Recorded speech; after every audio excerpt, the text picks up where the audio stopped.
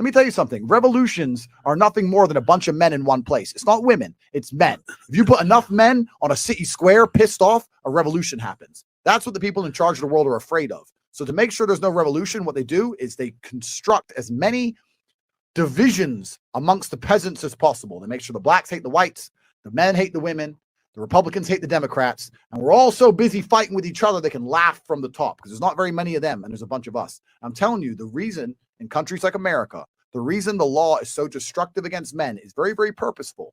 They don't want you to feel like a king. They don't want you to feel powerful. You wake up amongst 3 bitches. If you have fucking 10 sons from 10 baby mamas, you're going to wake up and feel like the man. You ain't taking shit easy. If you wake up on your fucking 3rd year of a sexless marriage, paying taxes, and your kids don't even listen to you, you don't really feel like rebellion. You don't have it inside of you. This is why there's so much fucking male suicide. This is why men are so depressed. This is why everyone's so unhappy, because the life they try and create for men, the things they try and purport, the ideas they try and make us subscribe to are depressing. They want you as a tax slave. They want you as a tax slave. They want you in a sexless marriage with some old fat bitch who hates you. That's what they want. Afraid to leave because they'll take your house and destroy your life's work. And they want you to sit there and pay your taxes until you fucking die. This is all done on purpose. None of this is an accident.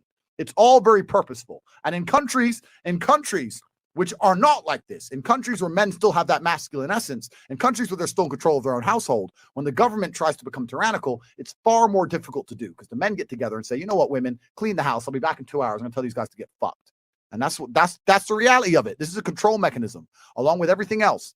Everything you see on TV, this is my final rant. Everything you see on TV is a control mechanism. All the shit they put on Netflix is a control mechanism. Telling you that you have mental problems you don't have is a control mechanism. Telling you, you can't focus on anything for 2 minutes because you have ADHD, or you're depressed and you can never fix it. They're trying to control you. They're trying to dampen your life force. Making sure your woman doesn't listen to you is a control mechanism. Making sure you can never leave her without being financially destroyed is a control mechanism. It's all control mechanisms, all of it from head to toe. You have to resist the slave mind.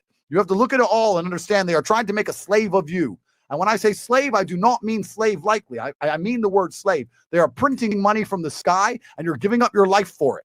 If they can create something in unlimited amounts anytime they want, and you'll give up your life and time for that said thing, you are their slave. They don't need to use power and control and whips anymore. They just have the money print button.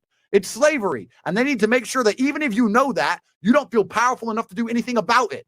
All of this, every single thing about the modern world was deliberately constructed to get us to a point where they can come along and lock you in your house for something with a 99.9% survival rate, and you're going to sit there and take it like a bitch anyway.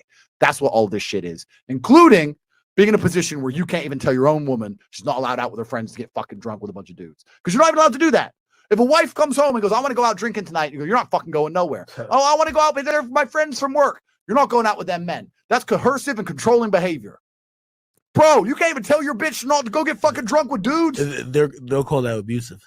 You're an abusive misogynist. You're Andrew Tate. Cancel him. It's insanity. And it's all done on purpose. I don't want anyone to sit here and think this is some accident we've arrived at, or that we're here now and it's no big deal. This is very, very purposeful, because when you destroy the warriors of a society, that's how you usher in slavery. First thing the Romans did when they conquered the Greeks is kill all the warriors, all the fighting age males. You leave the soy boys and the bitches, and then you can conquer it. Done. That's what they're doing to us. They're trying to destroy the warriors. So my G's, the ones who are left,